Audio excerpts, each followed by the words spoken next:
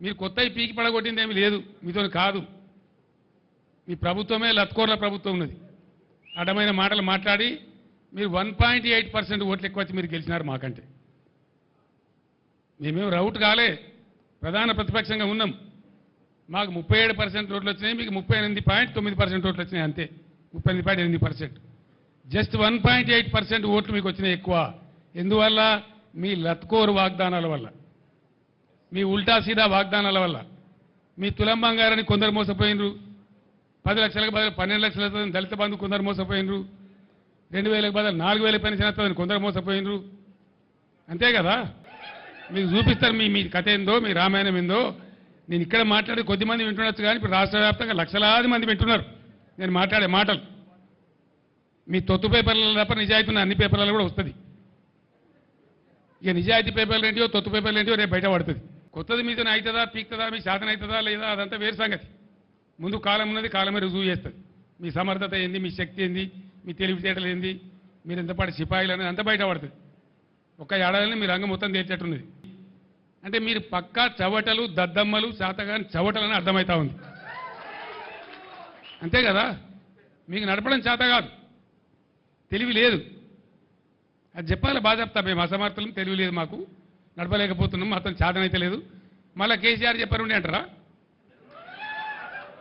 ముందే చెప్పారుండే కేసీఆర్ అంటారా? నిన్న మొన్న ఒక నక్క బయలుదేరింది, మొన్న సూర్యాపేటకు పోయింది, నిన్న కరీంనగర్ పోయింది. ఆయన అంటుండు నన్ను ఏం బిక్తారు మీరని. మొన్న మాట్లాడింది మీరు చూసి ఉంటారు, కేసీఆర్ గారు మాట్లాడింది. నా ఎంటిక కూడా బీకలేరని మాజీ ముఖ్యమంత్రిగా మాట్లాడాడు. ఇది మాజీ ముఖ్యమంత్రి మాట్లాడే భాషనేనా?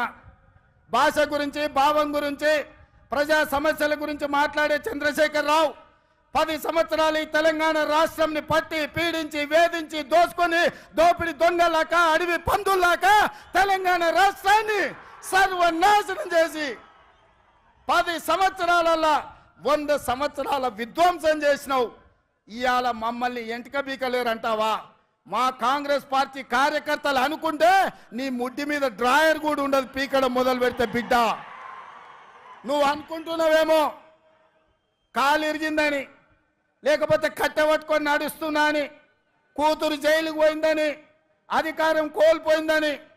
కొంతకాలం మేము సంయమనం పాటించినాం.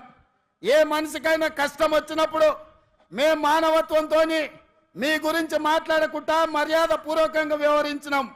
ఇవాళ నువ్వు అనుకుంటున్నావు నువ్వు ఏది పడితే అది మాట్లాడితే చూస్తూ ఊరుకుంటామని. చూస్తూ ఊరుకునేటోడు ఎవరు లేరు. నేను పెద్దలు జానారెడ్డి గారి లాగా కాదు, నేను రేవంత్ రెడ్డిని బిడ్డ.